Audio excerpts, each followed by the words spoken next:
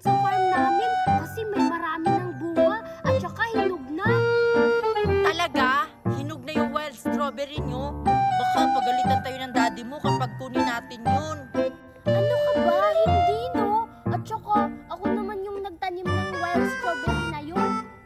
Ay, ikaw pala yung nagtanim nun, Nicole. Ang bilis namang tumubo. Mabilis lang naman tumubo yung wild strawberry. Tara na, baka maunahan pa tayo ni daddy. Oo nga no, baka ibenta ng daddy mo yung wild strawberry dun sa merkado. Mamahalin pa naman yung mga wild strawberry. Tara na,